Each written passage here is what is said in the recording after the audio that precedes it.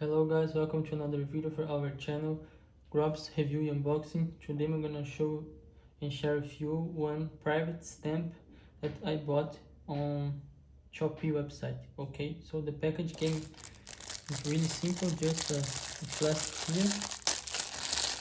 Okay, so this is the private stamp. It also has a retractable knife here, so you can use to open your package.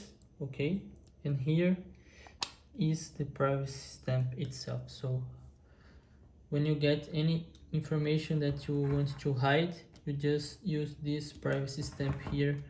So it's very easy, very useful, right? So if you want to hide any privacy or any personal information that came written in your package, you use this privacy stamp to hidden all the information. Okay, so it's a very short video today, it's very small, so I hope you enjoy it. So please don't forget to subscribe to the channel, hit the like button and share this video with all your friends. Thank you.